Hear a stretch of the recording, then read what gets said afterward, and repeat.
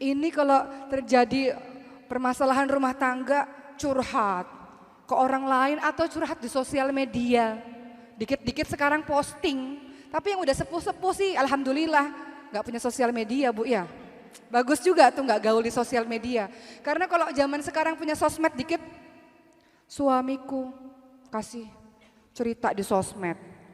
Bikin status-status di sosmed, dibaca sama satu orang di seluruh dunia ini. Ya Allah, ternyata rumah tangganya lagi berantakan. Akhirnya ada laki-laki yang baca, oh rumah tangganya lagi berantakan, aku pepetin gitu. Kesempatan, aku ini laki-lakiku tunggu jandamu dari dulu. Dari masa dia gadis ku tunggu jandamu, oh dia lagi ada problem, aku pepetin gitu. Membuka pintu syaitan, buka-buka rahasia rumah tangga, membicarakan aib orang lain atau aib suami sendiri. Buat apa teman-teman sekalian? Ada sebuah kisah nyata di Jeddah. Suami istri lagi bertengkar. Suaminya marah luar biasa pada sang istri, dipukullah wajah istri. Kemudian istrinya menangis, tiba-tiba terdengar bel pintu rumah berbunyi. Ketika istrinya membuka dalam keadaan sembab matanya, ternyata ibunya sang istri. Suaminya dari kejauhan deg-degan. Ya Allah, istriku ini pasti ngadu ini sama mertuaku ini nih. Bahwa tadi baru dipukul. Orang tuanya tanya kepada si perempuan ini, anakku kenapa? Kok kamu nangis matanya sembab begitu, kenapa? Istrinya mengatakan, ibu, ayah, ya Allah. Aku tuh tadi berdoa sama Allah, aku rindu sama ibu sama ayah, udah lama gak ketemu. Aku tuh nangis karena aku rindu sama ibu sama ayah. Taunya Allah langsung menjawab doaku, aku semakin terharu. Jadi aku nangis tuh, aku rindu sama ibu sama bapak, bahagia bisa ketemu sama ibu sama bapak. Suaminya dari kejauhan, ya Allah nih istri. Padahal bisa loh istrinya ngadu sama orang tuanya itu. Aku baru dipukul, ada KDRT kekerasan dalam rumah tangga. Suamiku itu kan kalau perempuan kadang-kadang suka lebay ceritanya, gak sesuai kenyataan, dilebih-lebihkan gitu. Orang kalau lagi marah, lagi sakit hati kan ceritanya suka dilebih-lebihkan biasanya. Tapi sang istri mengatakan, ya Allah Pak Bu, aku tuh nangis karena aku rindu sama bapak sama ibu.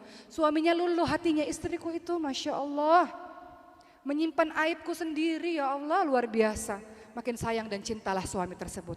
Makanya kadang kalau kita berantem suami istri, khususnya bagi pernikahan-pernikahan muda, dikit-dikit ngadu sama orang tua, orang tuanya udah kesel, kita udah buat anak lagi sama suami kita. Ya? Udah baik lagi sama suami kita. Orang tuanya masih sebel, kitanya udah harmonis lagi sama suami kita. Jadi gak perlulah cerita-cerita yang sekiranya membuat kita menjelek-jelekkan pasangan kita sendiri. Karena kata Allah, hunna libasulakum wa antum libasulahun.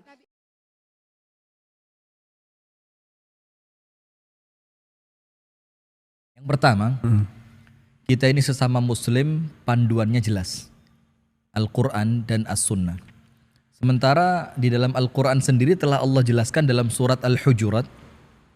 In ja'akum fasiqum binaba'in fatabayyanu. Apabila datang berita kepada kalian, yang berita itu datangnya dari orang-orang fasik, maka jangan langsung dipercaya. Tapi apa? Tabayyun. Kedua, konteks cerita yang beliau sampaikan pada video itu memang konteksnya berbicara tentang kesabaran. Bukan ngomong secara spesifik tentang KDRT. Jadi kalau ngomong secara spesifik tentang KDRT tentu pembahasannya berbeda. Akan menunjukkan bagaimana seorang suami yang baik tidak memukul istrinya. Bagaimana istri yang baik tidak memancing suaminya. Kan begitu. Nah, karena fokus pembahasannya adalah kesabaran, ya tentu dong akan diberikan contoh-contoh bagaimana seorang perempuan yang kemudian merasa terzolimi dalam rumah tangganya, kemudian dia bersabar. Karena pembahasannya tentang apa? Tentang sabar.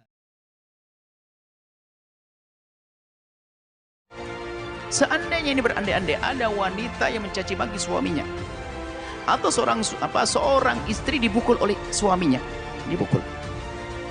Memang laki-laki ini keluar daripada laki-laki mulia tadi. Tapi kita bagaimana seorang wanita yang mendapatkan perlakuan kasar, kekerasan dalam rumah tangga, apa yang hendaknya dilakukan? Apakah tidak boleh cerita kepada ibundanya, ayahandanya? Oh, ntar dulu. Ini permasalahan, menyelesaikan masalah. rumah tangga Anda sudah Anda bangun karena Allah. Kalau ada masalah, memang rumah tangga kita rumah tangga manusia yang punya hawa nafsu. Sesaat istri marah, suami marah, dan seterusnya. Sesaat marah kan tidak terkontrol, ada yang terkontrol. Maka harus berusaha kita mencari solusi dong. Adapun kepada siapa kita mengadulah, ini loh yang perlu kita pertimbangkan. Apakah tidak boleh cerita kepada ibunda? Bisa jadi jawabannya tidak boleh. Karena apa? Mungkin ayahanda, ibunda Anda, wahai wanita solehah, bukan orang bijak. Dan kami sampaikan kepada siapapun yang punya masalah dalam rumah tangga, apakah terjadi kekerasan, jangan mudah menceritakan kepada orang tua. Artinya harus kita timbang-timbang dulu. Karena apa? Belum tentu orang tuanya bijak. Karena bisa jadi kalau orang tua tidak bijak itu, malah menyikapi dengan sesuatu yang tidak nyaman, sehingga mungkin melabrak suaminya. Sehingga yang semula rumah tangga itu mudah untuk diakurkan kembali, dipertemukan kembali, akan tapi suami yang sudah punya masalah tadi dengan sifat yang tidak baik akan dihantam lagi, akan menjadi keras. Karena bahkan mungkin menjadi kikuk untuk damai karena ini mertuanya. Karena ada seorang wanita, bukan wanita saja, itu mudah curhat kemana-mana, sehingga curhatnya hanya sekedar pelampiasan, bukan cari solusi. Kalau ingin bercerita kepada orang tua juga sah kalau memang orang tuanya bijak. Mungkin dia seorang yang bijak, alim, bisa menjelaskan, masih bisa ngadu. Ngadunya pun adalah harus sesuai dong, tidak melebih-lebihkan, kan begitu. Jadi artinya bukan harga mati tidak boleh harga mati. Oh enggak, bisa saja boleh, bisa saja tidak boleh. Maksudnya dilihat dulu. Kalau Anda wahai wanita yang solehah, menemukan, semoga Anda dijaga oleh Allah. Jika ada seorang, saya tidak berani misalkan Anda, jika ada seorang wanita yang dizalimi oleh suaminya, tolong jangan serta-merta Anda bercerita kepada ayahanda, ibunda Anda, kecuali sudah Anda pikir bahwasanya ayahanda dan ibunda bakal memberikan solusi. Kalau ternyata ibunda Anda, ayahanda tidak akan bisa memberikan solusi, jangan diberitahu dulu. Anda cari solusi melalui yang lainnya. Kenapa? Anda jangan meninggalkan kegelisahan di hati ibunda dan ayahanda Anda. Pun beliau tidak bisa menyelesaikan masalah. Bisa jadi yang ada adalah amarahnya kepada menantunya, sehingga sikap marahnya menjadikan menantu semakin jauh. Nah ini, Anda jangan mudah cerita kepada ibunda Anda. Sama Anda seorang laki-laki pun juga demikian. Kalau mendapatkan perlakuan yang tidak baik dari istri, jangan serta-merta mudah cerita kepada orang tua Anda. Yang dikhawatirkan kenapa? Anda itu anak tercinta bagi ibunda Anda, ayahanda Anda.